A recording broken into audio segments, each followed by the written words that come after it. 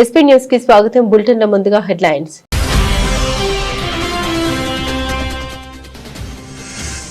రాష్ట్రపతి భవన్ లో గ్రంథ కుటీర్ను ప్రారంభించిన రాష్ట్రపతి ద్రౌపది ముర్ము.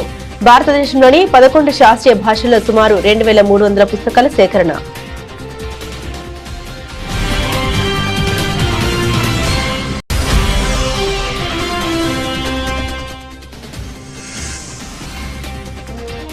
తమిళనాడు, కేరళలో ఎన్నికల ప్రచారానికి ప్రధాని శ్రీకారం. తమిళనాడులో అవినీతి, డీఎంకే ప్రభుత్వానికి వీడ్కోలు పలకాలని ప్రజలకు మోదీ పిలుపు.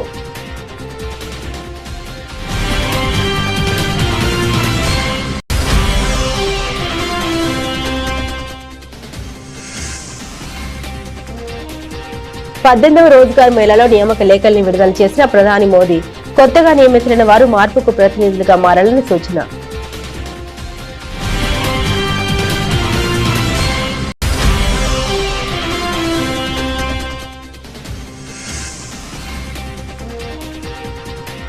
నేడు ఉత్తరప్రదేశ్ ఆవిర్భావ దినోత్సవం. రాష్ట్ర ప్రజలకు శుభాకాంక్షలు తెలిపిన ముఖ్యమంత్రి యోగి ఆదిత్యనాథ్.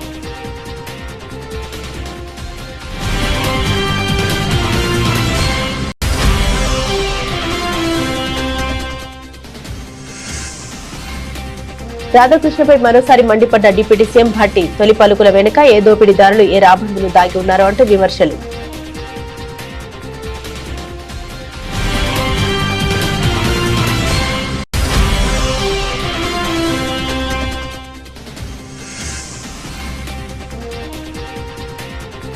ల్యాండ్ టైటిలింగ్ ఆదర్శం. దావోస్ వేదికగా ఐఎంఎఫ్ ఎండీ గీతా గోపినాథ్ ప్రశంసలు.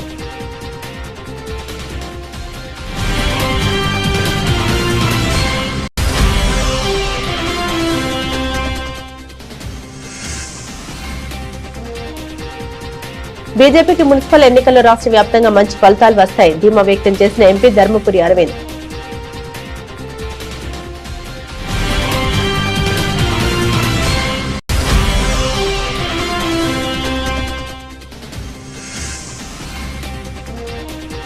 సిట్ విచారణ అనంతరం మీడియాతో మాట్లాడిన కేటీఆర్ విచారణ పేరుతో వేధించడం తప్ప ప్రభుత్వం చేసిందేమీ లేదని విమర్శలు.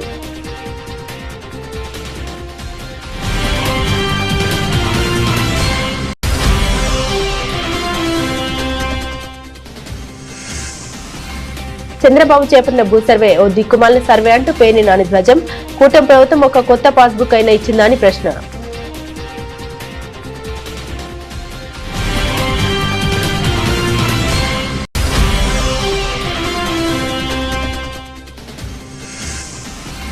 సీఎం రేవంత్ పై మాజీ మంత్రి తలసాని శ్రీనివాస్ యాదవ్ ఘాటు వ్యాఖ్యలు. ముఖ్యమంత్రి తుగ్లక్లా ఇష్టం వచ్చినట్టుగా వ్యవహరిస్తున్నారని ఆరోపణ.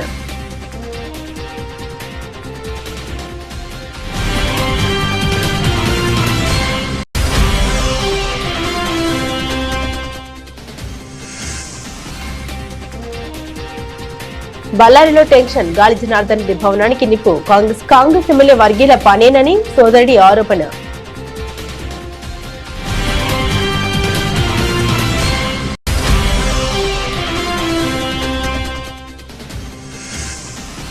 న్యూజిలాండ్ తో రెండో టీ20లో భారత్ 7 వికెట్ల తేడాతో విజయం.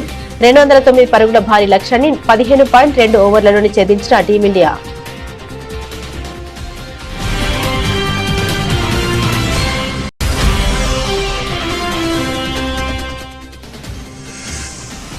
ప్రియాంక చోప్రా కొత్త సినిమా ది బ్లఫ్ ట్రైలర్ పై మహేష్ ప్రశంసలు. ప్రియాంకను రాజీ పడని దృఢమైన నటిగా అభివర్ణించిన సూపర్ స్టార్.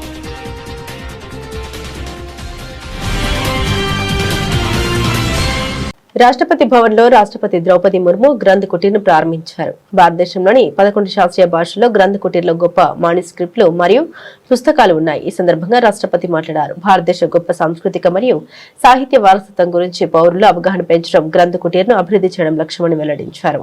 శాస్త్రీయ భాషల్లో సేకరించబడిన జ్ఞాన సంపద మన గొప్ప గతం నుండి నేర్చుకోవడానికి మరియు ఉజ్వల భవిష్యత్తును నిర్మించుకోవడానికి మనల్ని ప్రేరేపిస్తోందని రాష్ట్రపతి అన్నారు. ज्ञान विज्ञान, योग, आयुर्वेद और साहित्यों ने सदियों से विश्व को दिशा दिखाई है। इन भाषाओं ने भारतीय संस्कृति को आधार प्रदान किया है। तिरुकुरल और अर्थशास्त्रों जैसे ग्रंथ आज भी प्रासंगिक बने हुए हैं। गणित, खगोल विज्ञान, आयुर्वेद और व्याकरण जैसे विषयों का विकास इस भाषाओं के माध्यम से हुआ है। पाणिनि का व्याकरण, आर्यभट्ट का गणित और चरक सुश्रुत का चिकित्सा विज्ञान आज भी विश्व को आश्चर्यचकित करते हैं। आधुनिक भारतीय भाषाओं के विकास में भी शास्त्रीय भाषाओं का महत्वपूर्ण योगदान है। इस प्रकार शास्त्रीय भाषाओं के माध्यम से भारत जैसे प्राचीन और विविधतापूर्ण देश में हमारी अखिल भारतीय सांस्कृतिक चेतना प्रभावित होती है। इस भाषाओं के योगदान को सम्मान देने और इनके संरक्षण तथा संवर्धन को बढ़ावा देने के लिए इनको शास्त्रीय भाषा का विशिष्ट स्थान प्रदान किया गया है। इससे इन भाषाओं में अध्ययन को बढ़ावा मिल रहा है। शास्त्रीय भाषाओं में संचित ज्ञान का भंडार हमें अपने समृद्ध अतीत से सीख लेकर उज्जवल भविष्य के निर्माण के लिए प्रेरित करता है। विरासत और विकास के इस समन्वय का हमारा मूल मंत्र भी शास्त्रीय भाषाओं के महत्व को रेखांकित करता है। सभी कर्तव्यनिष्ठ लोगों की जिम्मेदारी है कि हमारे भाषाओं की विरासत का संरक्षण और संवर्धन करें। मेरा मानना है कि विश्वविद्यालय में शास्त्रीय भाषाओं के अध्ययन को बढ़ावा देना, युवाओं को कम से कम एक शास्त्रीय भाषा सीखने के लिए प्रेरित करना और पुस्तकालयों में इन भाषाओं में अधिक से अधिक पुस्तकें उपलब्ध कराना इन भाषाओं के संरक्षण और संवर्धन की दिशा में महत्वपूर्ण सिद्ध हो सकता है। దక్షిణాదిని ఇంతవరకు బీజేపీని ఆదరించని తమిళనాడు, కేరళలో ప్రధాని మోదీ అసెంబ్లీ ఎన్నికల ప్రచారాన్ని లాంఛనంగా ప్రారంభించారు. పాలక పార్టీలు కూటములపై విరుచుకుపడ్డారు. ప్రధానంగా తమిళనాడులో డీఎంకే టైం అయిపోయిందన్నారు. అవినీతి డీఎంకే ప్రభుత్వానికి వీడ్కోలు పలకరని రాష్ట్ర ప్రజలు నిర్ణయం చేశారని తెలిపారు. ఇక తమిళనాడు ఎన్డీఏతోనే ఉంటుందని ధీమా వ్యక్తం చేశారు. చెన్నై సమీపంలోని మధురాంతకలో జరిగిన భారీ బహిరంగ సభలో మోదీ ప్రసంగించారు. డీఎంకే ప్రభుత్వ నిష్క్రమణకు కౌంటర్ మొదలైంది. ఇది అవినీతి మాఫియా, నేరాల కరప్షన్ మాఫియా, క్రైమ్ సీఎంసీ సర్కార్ అది ఒక కుటుంబాన్ని మాత్రమే సేవిస్తుంది. ఈ పాటలో ఎదగాలంటే వారసత్వం, అవినీతి, మహిళలపై అసభ్య వ్యాఖ్యలు, భారత సంస్కృతిని తూలనాడడం ఇవి మార్గాలని ధ్వజమెత్తారు. आज तमिलनाडु में एक ऐसी सरकार है जिसे डेमोक्रेसी यार अकाउंटेबिलिटी से कोई लेना देना ही नहीं है। डीएमके सरकार सिर्फ एक परिवार की जी हजूरी में ही लगी हुई है। अगर किसी को डीएमके में आगे बढ़ना है तो उसके पास सिर्फ 3 या 4 रूट्स हैं। Dynasty root, corruption root, abuse women root, abuse our culture root. और यही कारण है कि आज डीएमके में वही लोग आगे बढ़ रहे हैं जिनको इस प्रकार के काम आते हैं। इसका नुकसान पूरे तमिलनाडु को हो रहा है। तमिलनाडु का बच्चा बच्चा जानता है कि कहां कहां कितना करप्शन हो रहा है और करप्शन की ये कमाई किसकी जेब में जा रही है।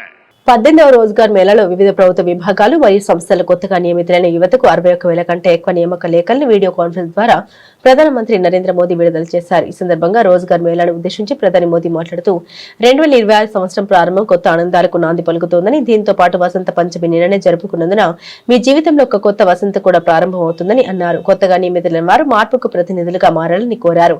ప్రభుత్వంతో వ్యవహరించేటప్పుడు వారు ఎదుర్కొన్న ప్రతి కష్టం లేదా లోపాన్ని వారితోనే ముగించాలని అన్నారు. हेल्थ केयर इकोसिस्टम को और सशक्त करेंगे।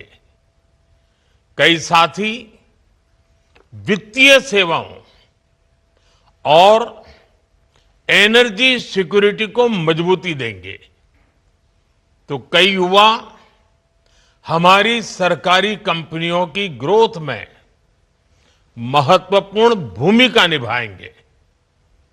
मैं आप सभी युवाओं को बहुत बहुत बधाई और शुभकामनाएं देता हूं। साथियों, युवाओं को कौशल से जोड़ना और उन्हें रोजगार, स्वरोजगार के अवसर देना, ये हमारी सरकार की प्राथमिकता रही है। सरकारी भर्तियों को भी कैसे मिशन मोड पर किया जाए, इसके लिए रोजगार मेले की शुरुआत की गई थी।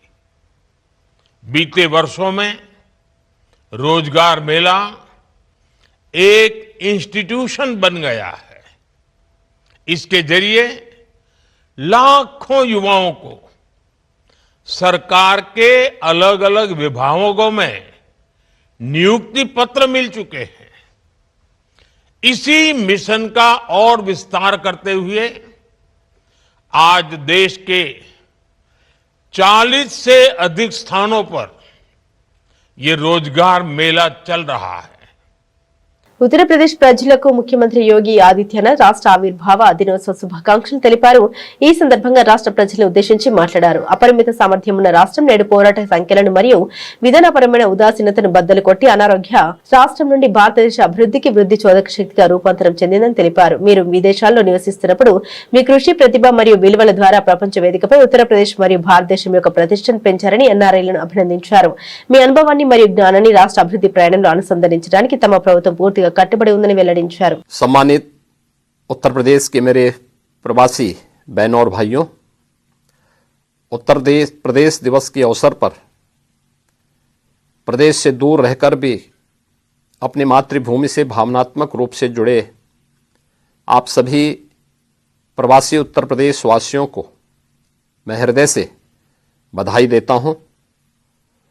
9 क्लाइमेटिक जोन से आच्छादित हमारा प्रदेश असीम संभावनाओं और अवसरों से भरा हुआ है।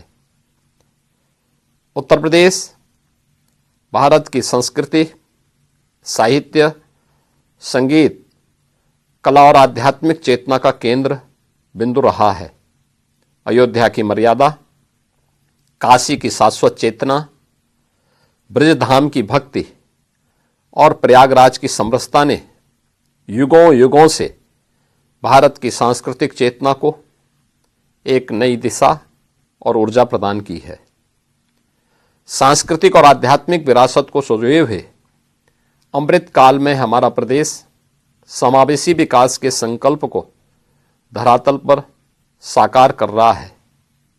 एक समय बीमारू कहे जाने वाले उत्तर प्रदेश आज आदरणीय प्रधानमंत्री जी के मार्गदर्शन और निर्णायक नेतृत्व में स्पष्ट नीति और सुशासन के बल पर भारत के विकास का ग्रोथ इंजन बन चुका है। साफ नियत और दृढ़ इच्छा शक्ति ने प्रदेश को बॉटलनेक से ब्रेक थ्रू, रेवेन्यू डेफिसिट से रेवेन्यू सरप्लस, उपद्रव से उत्सव प्रदेश के रूप में स्थापित किया है। ఏబిఎన్ రాధాకృష్ణపై డిప్యూటీ సీఎం భట్టి విక్రమార్క మరోసారి మండిపడ్డారు. పెట్టుబడులు, కట్టుకథల విష పురాతలతో తొలిపాలకు అనే పేరుతో రాధాకృష్ణ దేపిన తెరతో ఈ కథనాలు అన్ని మొదలయ్యాయని అసహనం వ్యక్తం చేశారు. రాధాకృష్ణ రాసిన కట్టుకథ వెనుక ఎవరు ఉన్నారు, ఎవరు రాయించారు, ఏ రాజకీయ ఉద్దేశాలు ఉన్నాయనేది సాయంత్రం చెప్తానంటూ భట్టి విక్రమార్క తెలిపారు. ఏ దోపిడీదారులు, ఏ రాబందులు దాగి ఉన్నారో అంటూ విమర్శించారు. అయితే ఈ పరిణామాల నేపథ్యంలో సింగరేణి బొగ్గు గనుల స్కామ్ పై సీబీఐ ఎంక్వైరీ జరపాలని కేంద్ర మంత్రి కిషన్ రెడ్డిని ఉప ముఖ్యమంత్రి భట్టి విక్రమార్క కోరారు.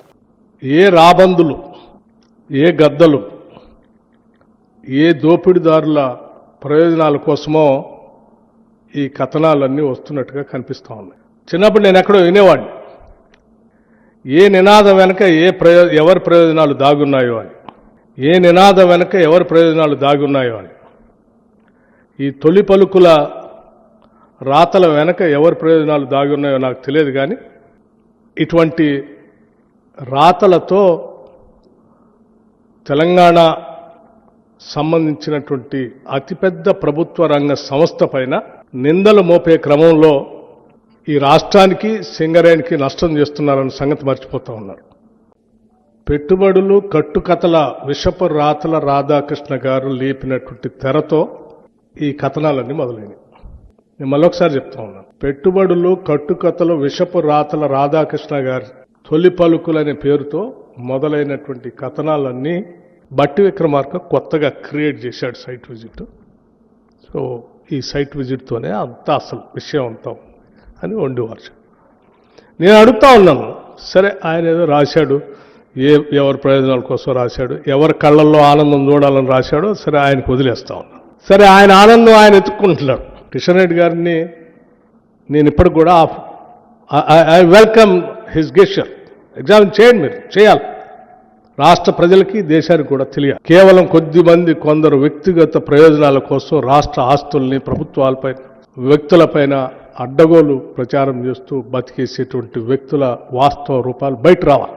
చేయండి అని చెప్పి. It is an autonomous independent 105 years board ఏర్పడి 105 yearsతో నడుస్తున్నటువంటి ఒక అటానమస్ సంస్థ. 105 years నుంచి దాదాపు కొన్ని వేల మందికి ఉద్యోగ అవకాశాలు కల్పిస్తూ ఇటు రాష్ట్రానికి కేంద్రానికి కూడా ఆస్తులను అందించడమే కాకుండా చాలా ట్రాన్స్పరెంట్గా వాళ్ళకు ఒక ప్రొసీజర్ ఉంది. ఆ ప్రొసీజర్ ప్రకారం పోతా ఉన్నాం. ఆ ప్రొసీజర్లో నాకు కానీ మంత్రిమండలి దృష్టికి కానీ లేకపోతే ఇంకోళ్ళ దృష్టికి కానీ వచ్చే అసలు దీంట్లో విషయమే లేదు. ఈ కనీసం విషయ పరిజ్ఞానం కొద్దిగా ఉన్నా, ఇంగిత జ్ఞానం ఉన్నా ఎవరైనా ఇది అర్థమైతే రాయరు. రాష్ట్రంలో గత వైఎస్ జగన్ ప్రభుత్వం చేపట్టిన భూ సంస్కరణకు దావోస్ వేదికగా ముఖ్యమంత్రి చంద్రబాబు నాయుడు పాల్గొన్న సమావేశంలోనే అంతర్జాతీయ స్థాయిలో ప్రశంసలు దక్కాయి. తద్వారా ఎన్నికలకు ముందు ఎల్లో మీడియా చేసిందంతా దుష్ప్రచారమేనని తేటతెల్లమైంది. జగన్ పై కక్షతో చంద్రబాబు విపరీతంగా దుష్ప్రచారం చేసి అధికారంలోకి రాగానే ల్యాండ్ టైటిలింగ్ చట్టాన్ని రద్దు చేయడం తెలిసిందే. అయితే ల్యాండ్ టైటిలింగ్ అన్నది ఆదర్శనీయమైన దీనిపై అన్ని రాష్ట్రాలు దృష్టి సారించాలని IMF international monetary fund MD Gita Gopinath కుండబద్దలు కొట్టినట్లు తెలిపారు. ఇటీవల జరిగిన దావోస్ సదస్సులో భారత ఆర్థిక వ్యవస్థపై ఆమె కేంద్ర మంత్రి అశ్విని వైష్ణవ్ ఇతర ప్రముఖులతో కలిసి ఒక చర్చాగోష్ఠిలో మాట్లాడారు. భారతదేశంలో చాలా సానుకూల పరిణామాలు కనిపిస్తున్నాయి. ముఖ్యంగా దేశంలో ఉన్న ఆర్థిక స్థిరత్వం చాలా ముఖ్యమైనది. కేవలం వృద్ధి రేటు మాత్రమే కాకుండా ద్రవ్యోల్బణం కూడా తక్కువగా సింగిల్ డిజిట్ లోనే ఉండడం భారత్కు కలిసి వచ్చే అంశమని గీతా గోపినాథ్ తెలిపారు. The two things that could hold us back, one is land acquisition is a little bit messy, deregulation, and you have said we've not really used our demographic dividend to its fullest. So what are the things that you think we can do to fix some of those? Yeah, I think a little bit messy is probably an understatement. It is a tremendous challenge in India to acquire land, to have clean land titles, and that is a constraint on growth. It is a constraint on manufacturing. It's, again, there are states in India that are experimenting with techniques that other states can also adopt. I think Andhra Pradesh is doing a good job in finding very creative ways of helping with selling of land, shifting land from being agriculture to commercial land. Land titling, again, pushing on that is important.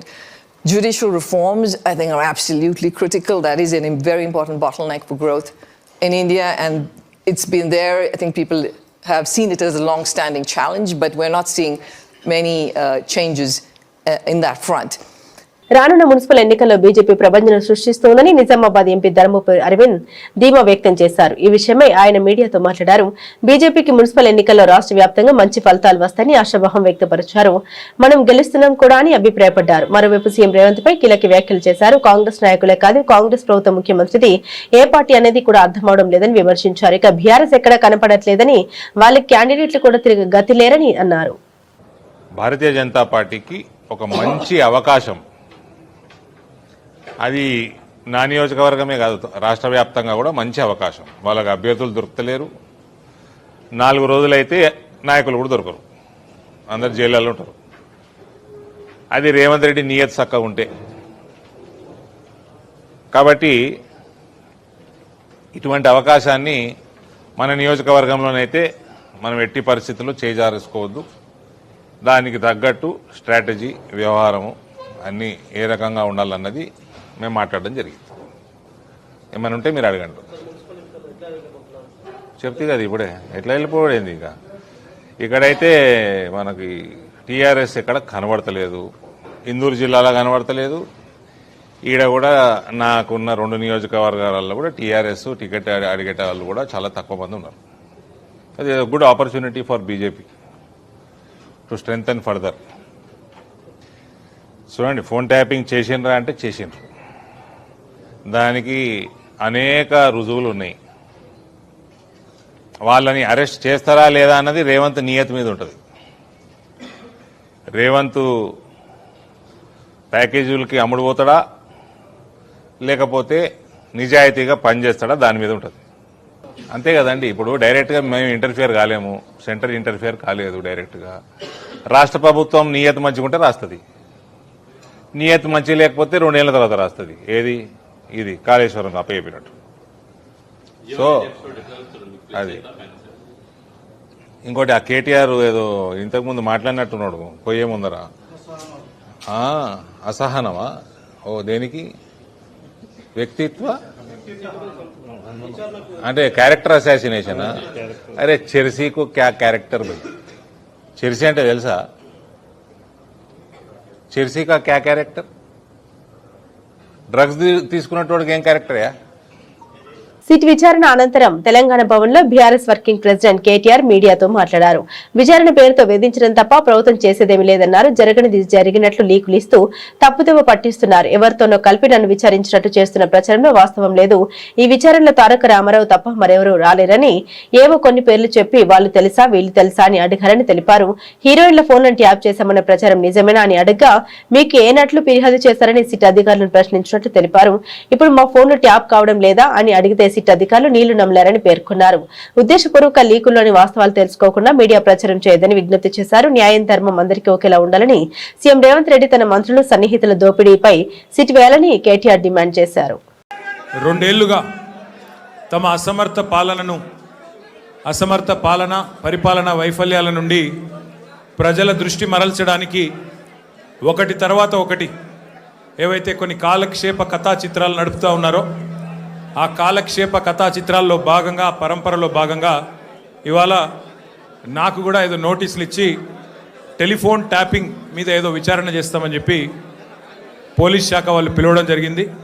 ఆ విచారణకు పూర్తిగా సహకరించి దాదాపు 7-7.5 గంటలు వారు అడిగిన అన్ని ప్రశ్నలకు కూడా సమాధానం చెప్పి నేను మీ దగ్గరికి వస్తూ ఉన్నాను.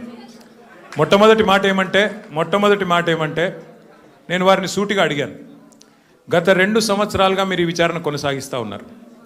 ఈ 2 సంవత్సరాలలో లీకుల మీద లీకులు, ముఖ్యంగా మా పార్టీ లీడర్ల వ్యక్తిత్వ హననం చేసే విధంగా, క్యారెక్టర్ అసాసినేషన్ చేసే విధంగా మీరు ఏదైతే వ్యవహారం చేస్తున్నారో దీనికి బాధ్యులు ఎవరో అని అడిగిన వారు మాకు సంబంధం లేదండి, మీడియా ఏం రాస్తే మాకేం సంబంధం అని చేతులు దులుపుకునే ప్రయత్నం చేసినారు. వారు నేను సూటిగా అడిగాను, మీరు గత 2 సంవత్సరాలుగా మీరు ప్రతిసారి విచారణ పేరిట లేకపోతే ఏదో ఒక లీక్ ఇవ్వడము, లేదా విచారణకు పిలవకపోయినా ఏదో జరిగింది అంటూ మీరు లీక్ ఇవ్వడం, తెల్లారి హెడ్లైన్ కావడం, దానివల్ల ప్రజలు మరి నిజం అనుకొని భ్రమించే కొన్ని పరిస్థితులు వచ్చినాయి. ఇది మంచిది కాదు అని చెప్పిన వారిని సూటిగా అడిగిన నేను. మీరు అంటా ఉన్నారు, పేపర్లు రాస్తా ఉన్నాయి. చంద్రబాబు చేపట్టిన భూ సర్వే దిక్కుమాలిన సర్వే అంటూ వైసీపీ నేత మాజీ మంత్రి పేర్ని నాని తీవ్ర వ్యాఖ్యలు చేశారు. కూటమి ప్రభుత్వం 2 ఏళ్ల పాలనలో రైతులకు ఏ ఒక్క సమస్యనైనా పరిష్కరించిందని ప్రశ్నించారు. జగన్ హయాంలో చేపట్టిన సమగ్ర భూ సర్వేనే ఇప్పుడు చంద్రబాబు అనుసరిస్తున్నారని అన్నారు. తాడేపల్లిలో మీడియాతో మాట్లాడిన పేర్ని నాని జగన్ హయాంలో ఇచ్చిన పాస్ బుక్లపై మంత్రి అనగాని పచ్చి అబద్దాలు చెబుతున్నారని మండిపడ్డారు. కూటమి ప్రభుత్వం వచ్చాక సర్వే చేసి ఒక్క కొత్త పాస్ బుక్ అయినా ఇచ్చిందని ప్రశ్నించారు. జగన్ హయాంలో ఇచ్చిన పాస్ బుక్లను తీసుకుని కేవలం అందులో ఉన్న జగన్ ఫోటోను తీసేయడమే తప్ప ప్రభుత్వం చేసింది ఏమీ లేదని ఎద్దేవా చేశారు. రెవెన్యూ మంత్రికి రెవెన్యూ వ్యవస్థపై కనీస అవగాహన ఉందా అని నిలదీశారు. వాస్తవంగా పాస్ పుస్తకాలు పూర్వం ఇట్లా ఉండేవి. దాంట్లో ఏముంటది?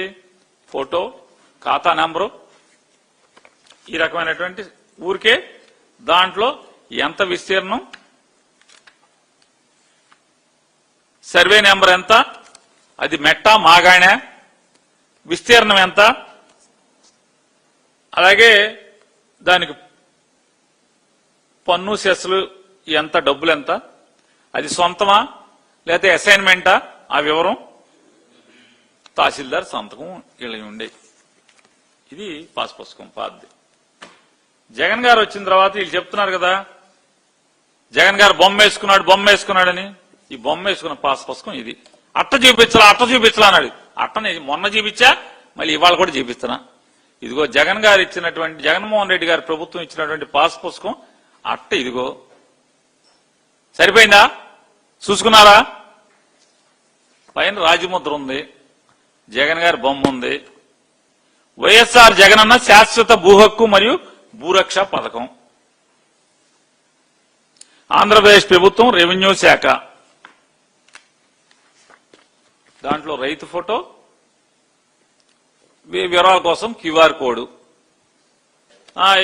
జగన్మోహన్ రెడ్డి గారి పుస్తకంలో ఏముంది? ఏమి లేవు, ఊరికే జగన్ బొమ్మ ఉంది. మా దగ్గర చాలా ఉన్నాయని చెప్పాడు. ఇది వాళ్ళు ఇచ్చిన పుస్తకం, దాన్ని కూడా చూపిస్తాను. ఓపెన్ అవ్వట్లేదని చెప్పావుగా, ఓపెన్ అయిందిగా. సరే, దాంట్లో ఇంకో క్యూఆర్ కోడ్ ఉంది, ఇది కూడా కొట్టండి. ఈ పేజీ ఏది కాలమ్స్ ఉండి ఉన్నాయి చూసారా? కాలమ్స్ ఉన్నది, కాలమ్స్ ఉన్నదండి.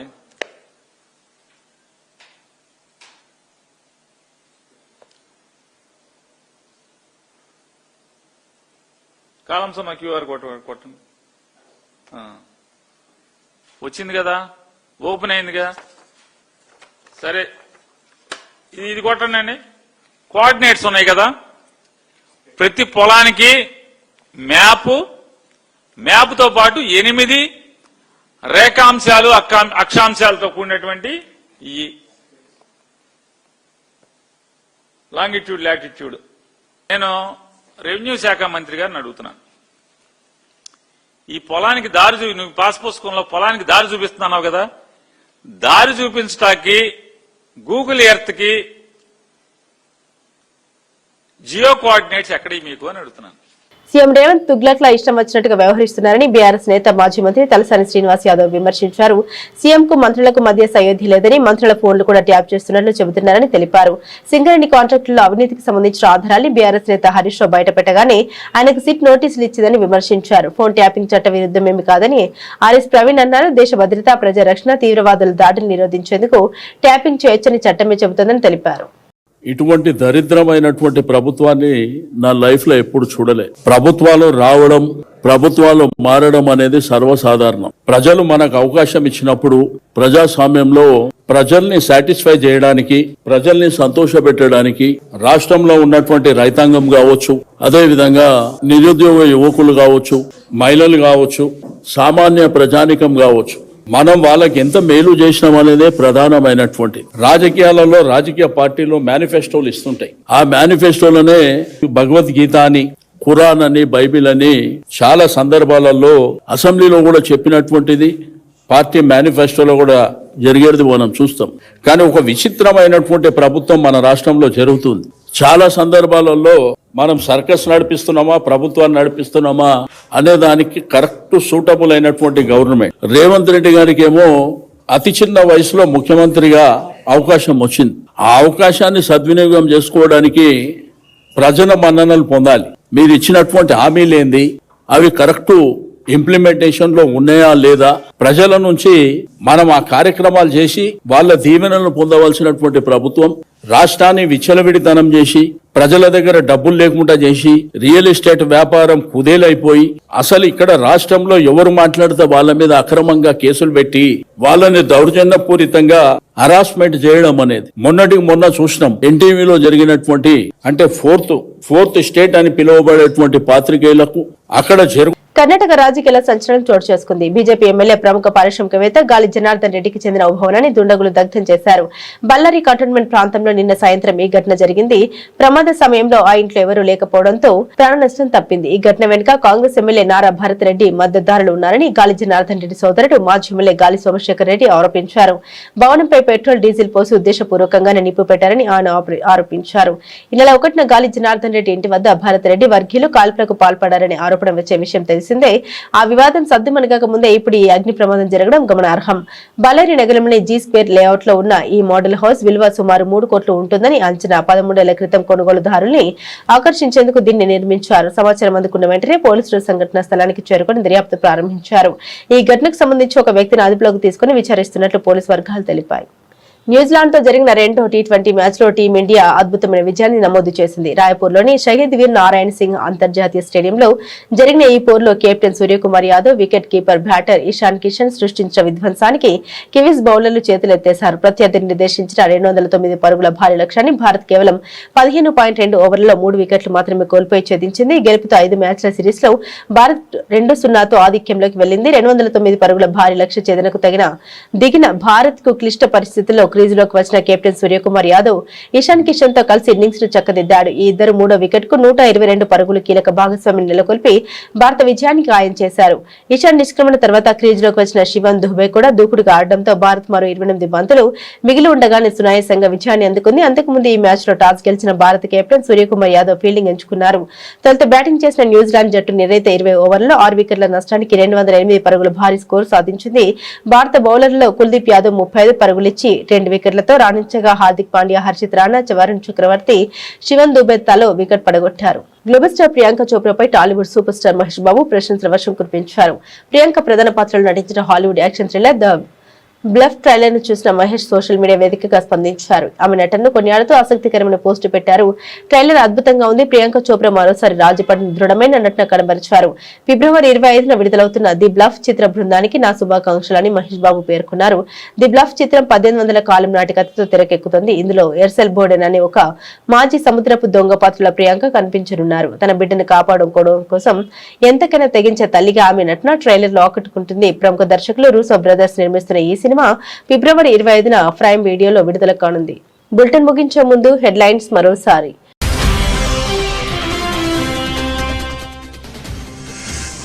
రాష్ట్రపతి భవన్ లో గ్రంథ కుటీర్ను ప్రారంభించిన రాష్ట్రపతి ద్రౌపది ముర్ము. భారతదేశంలోని 11 శాస్త్రీయ భాషల్లో సుమారు 2300 పుస్తకాల సేకరణ.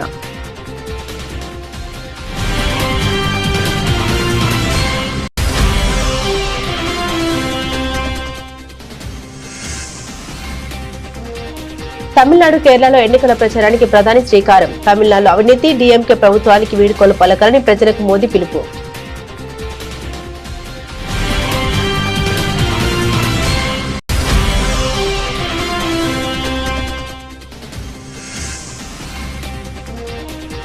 పద్దెనిమిదవ రోజ్గార్ మేళాలో నియామక లేఖల్ని విడుదల చేసిన ప్రధాని మోదీ. కొత్తగా నియమితులైన వారు మార్పుకు ప్రతినిధులుగా మారాలని సూచన.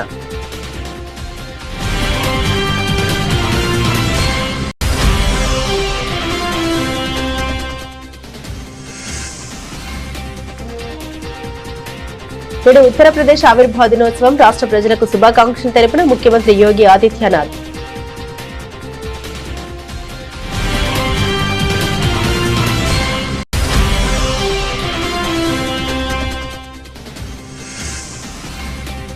రాధాకృష్ణపై మరోసారి మండిపడ్డ డిప్యూటీ సీఎం భట్టి. తొలి పలుకుల వెనుక ఏ దోపిడీదారులు, ఏ రాబందులు దాగి ఉన్నారో అంటూ విమర్శలు.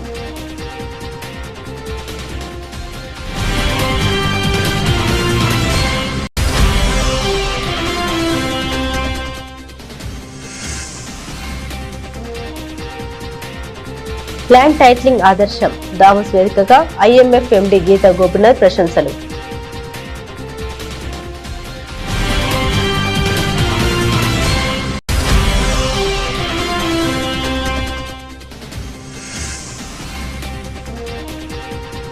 బీజేపీకి మున్సిపల్ ఎన్నికల్లో రాష్ట్ర వ్యాప్తంగా మంచి ఫలితాలు వస్తాయి. ధీమా వ్యక్తం చేసిన ఎంపీ ధర్మపురి అరవింద్.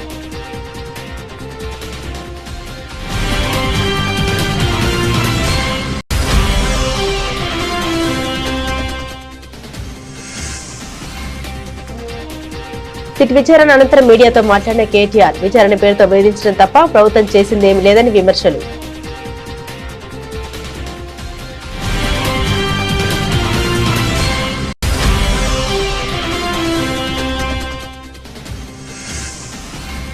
చంద్రబాబు చేపట్టిన భూ సర్వే ఓ దిక్కుమాలిన సర్వే అంటూ పేర్ని నాని ధ్వజం. కూటమి ప్రభుత్వం ఒక కొత్త పాస్బుక్ అయినా ఇచ్చిందా అని ప్రశ్న.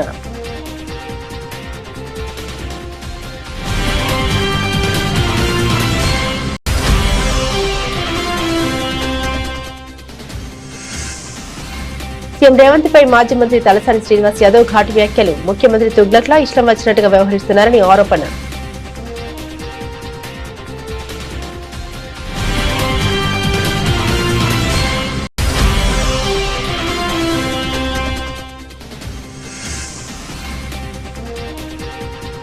బళ్ళారిలో టెన్షన్, గాలి జనార్దన్ రెడ్డి భవనానికి నిప్పు, కాంగ్రెస్ ఎమ్మెల్యే వర్గీల పనేనని సోదరుడి ఆరోపణ.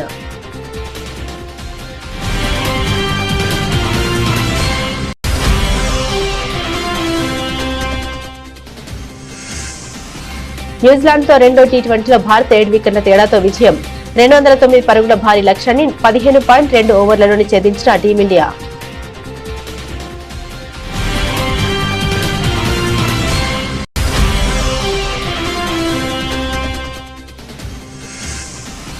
ప్రియాంక చోప్రా కొత్త సినిమా ది బ్లఫ్ ట్రైలర్ పై మహేష్ ప్రశంసలు. ప్రియాంకను రాజీ పడని దృఢమైన నటిగా అభివర్ణించిన సూపర్ స్టార్.